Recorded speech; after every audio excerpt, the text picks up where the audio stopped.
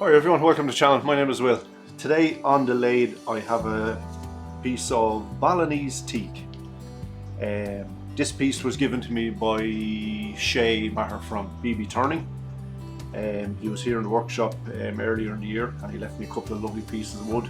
So I'll just change this camera and we'll have a better look at it. So it's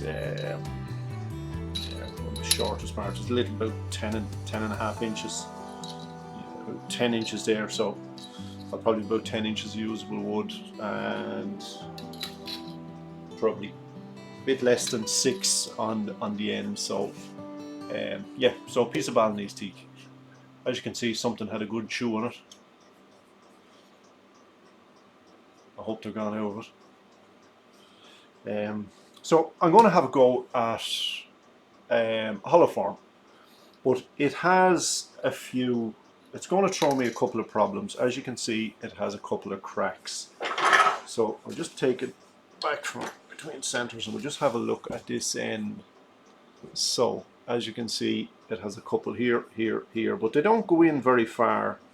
So I'm hoping to get a piece from it. So you know, they go in, yeah, they go in quite a ways on this end. But listen, I'll deal with them as they come up. I'll be able to put a little bit of CA or something in them, and hopefully I can get a piece from it because it's a beautiful piece of wood. So anyway, I'm going to get it back between centers and I'll get a tenon on it and get it into a chuck and take it from there. So now I'm going to start off with spindle rough and gouge and see how that works out, and if it's beating me up a little bit too much I'll switch to a heavier duty ball gouge.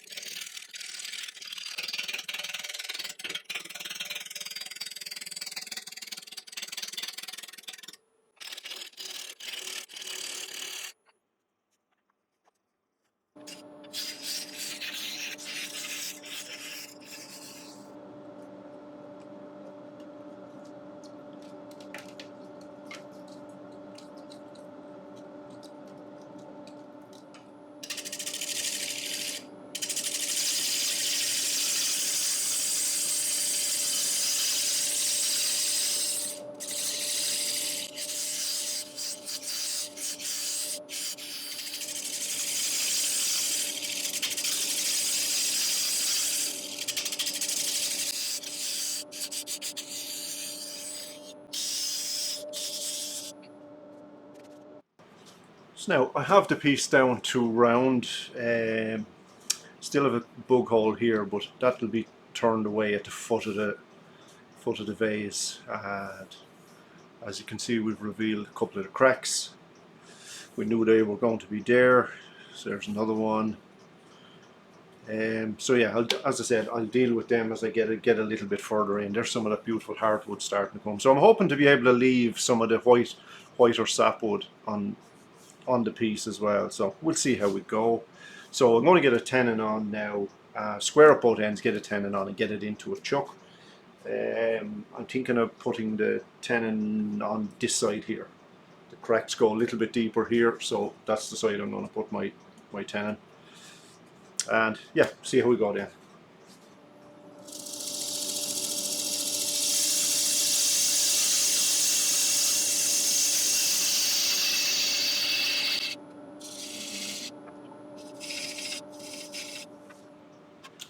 So now piece is in the chuck and it's good and tight, and this end is squared off.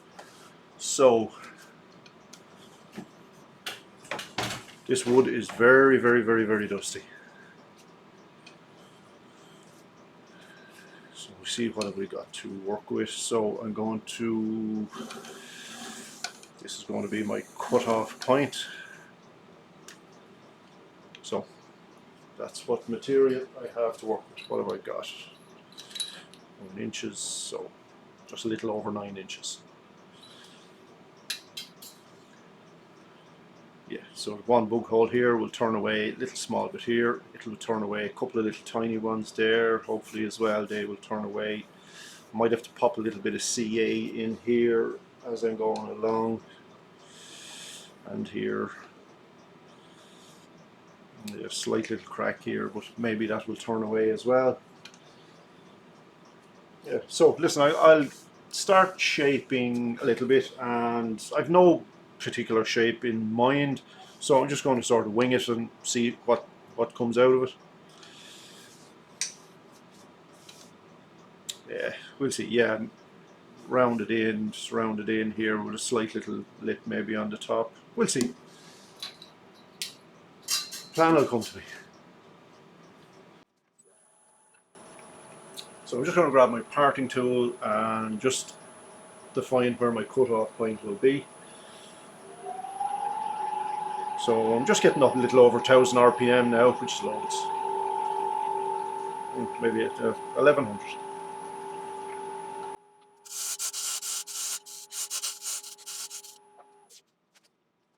So we're just going to start off with a 3/8 ball gouge.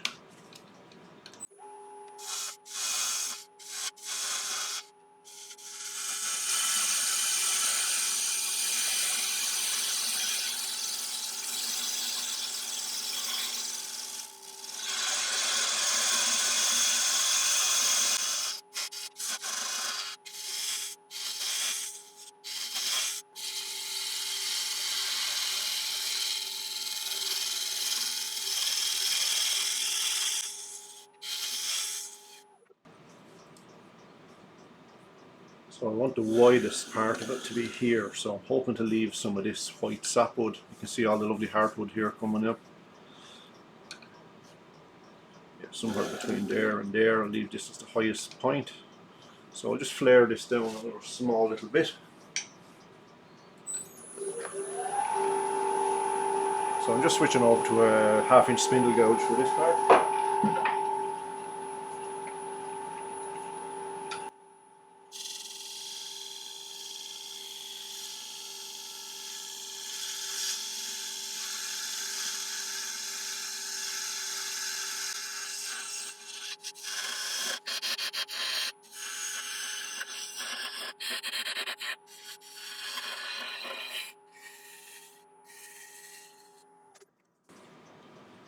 I think I'm happy with the bottom section. Now do something up here. Just check for cracks. Yeah, still have a little crack here and here and this guy. So I think I might actually put a little bit of tin CA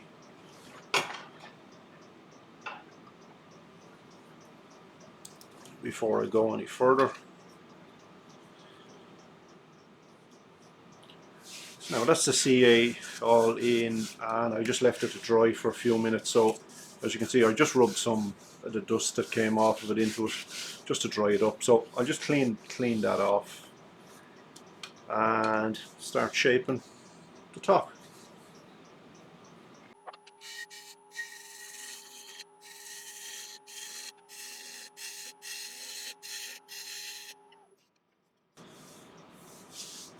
Now that's that excess CA just cleaned off. So now I can move up and start doing something with the top.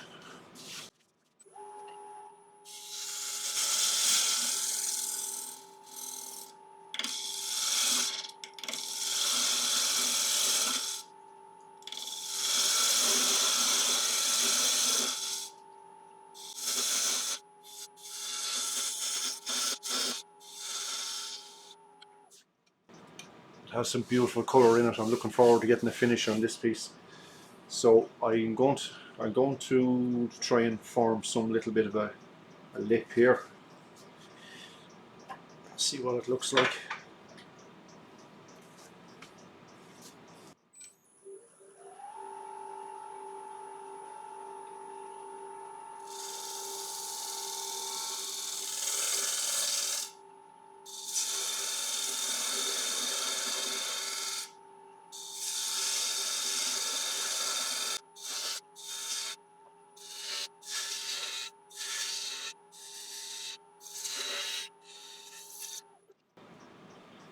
Yeah, so it's the rim, something that looks good.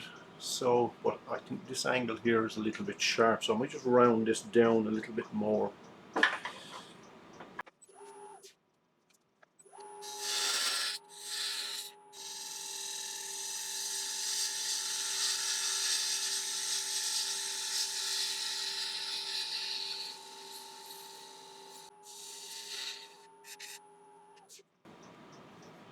Now something to that shape.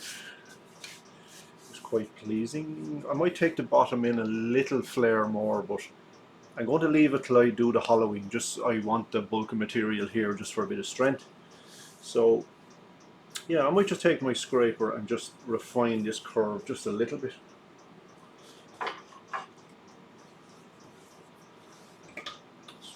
Just a little 1-inch scraper.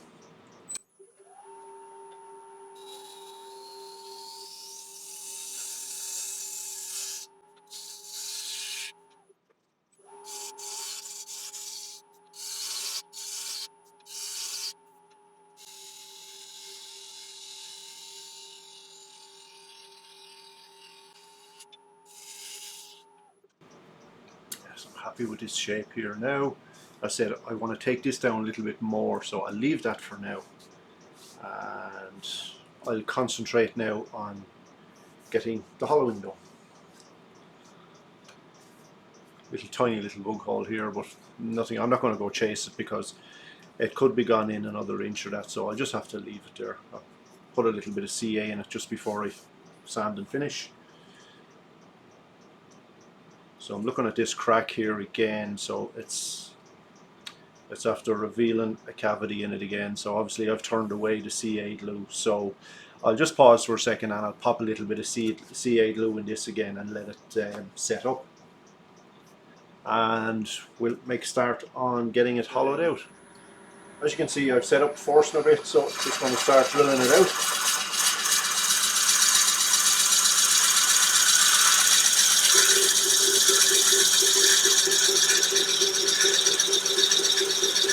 As you can see, I set up the steady rest.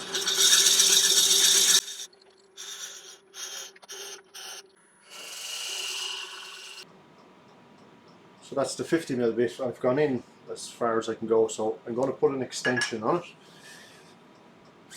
This little guy here.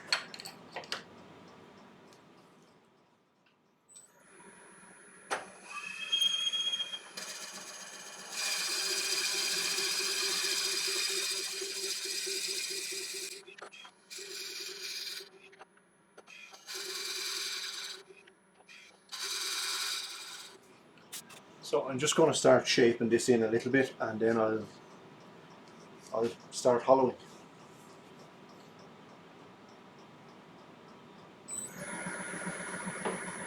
So again, just half inch spindle gouge.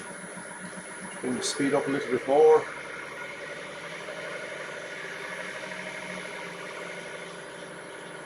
So about 700 RPM, which is loads.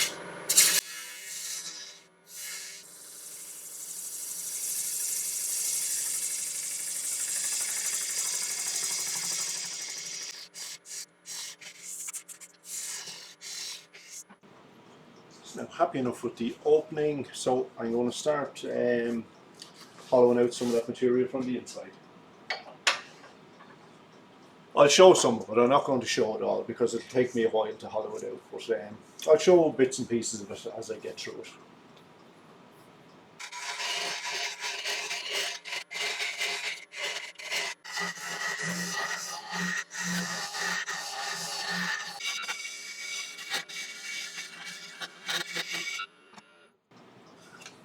So now that's all the bulk of the material hollowed out, but I have plenty of tool marks inside, so I'm just going to run the negative rake scraper down, clean that up. So that's this guy.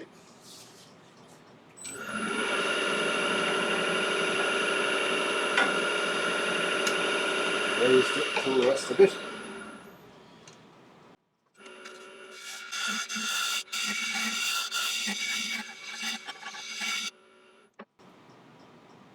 Oh yeah, that cleaned it up quite nice.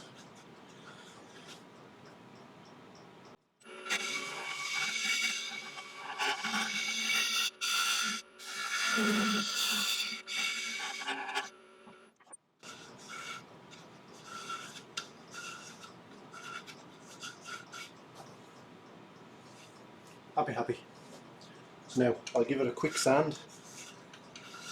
Yeah, and I'll pause the sanding. You don't want to be looking at me sanding here for 10 or 15 minutes. Hollowforms are not the easiest to sand. I just use I have a little stick with some little Velcro pads on, and that's what I use.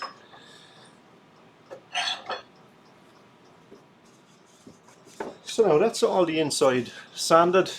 Again, I just use a little Velcro pad on a stick and just persevered up through the grits. I only went up as far as 240. There's no one going to get their hand down there to feel anyway. So I've took away the steady rest, as you can see. So I'm going to take this tape off, and I still have a little bit of shape. Oh, change camera. I have a little bit of shaping still to do here. So I'll do that, and I'll get the outside sanded, and we should be good for a finish then.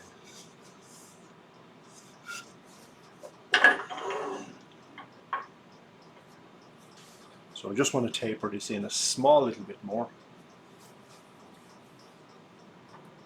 So I'll just grab my 1/2 inch spindle gouge.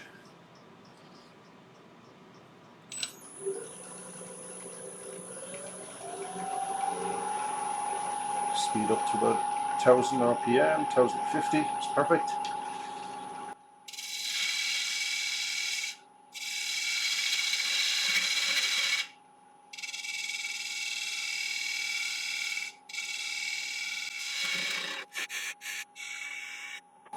I'll just refine that last little bit there with skew.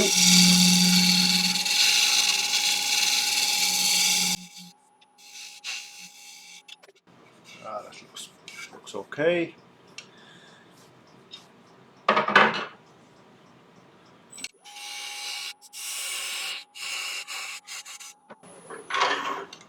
So that's my cut-off point.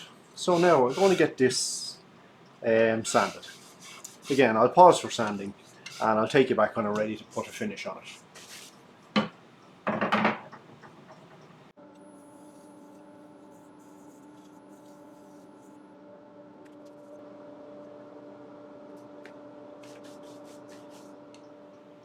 So now that's all the sanding done. I sanded up to 400 grit and used a little yellow Scotch-Brite pad at the end just for that final rub. It's sanded up really well.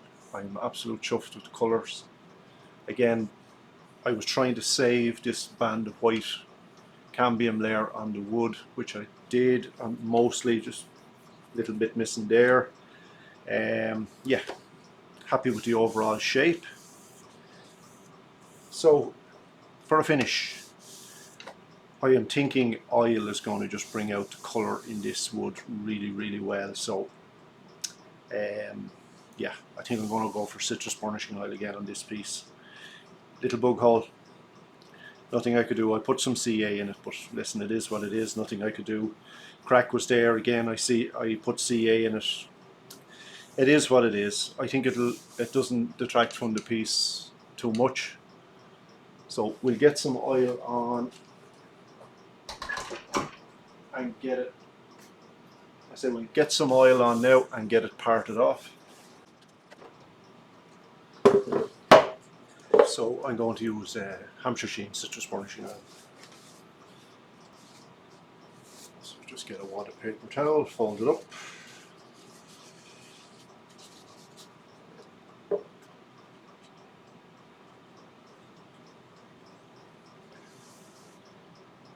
Zoom in a bit more. That's better.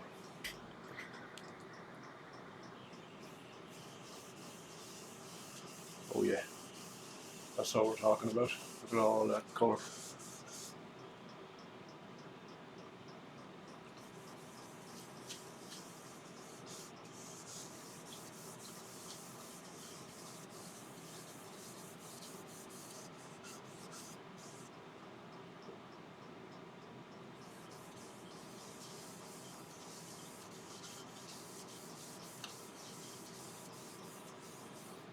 I think wood like that just cries out for oil.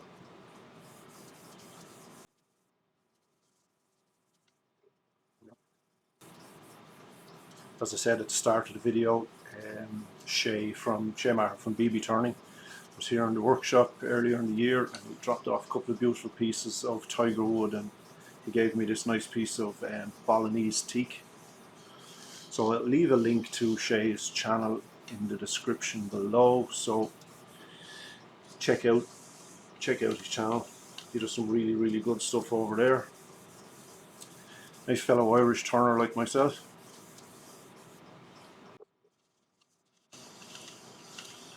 I can just oil on the inside just as far down as I can reach for now. Off camera I'll finish the inside.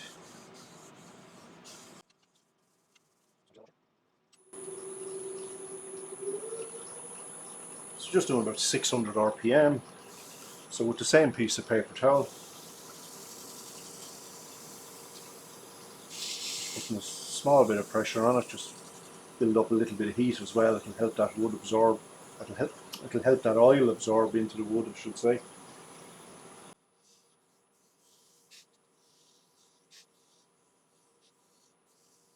So now just get a clean piece. So just wipe off that excess.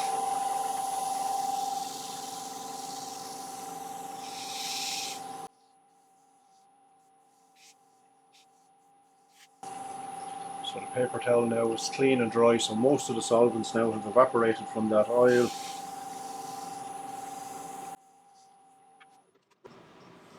So now I can get it parted off.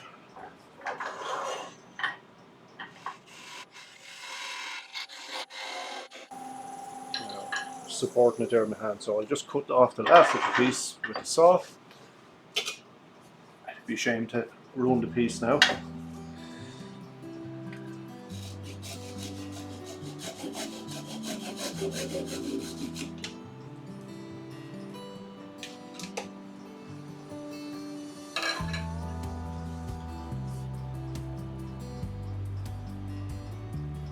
That is a beautiful piece of wood, it really is.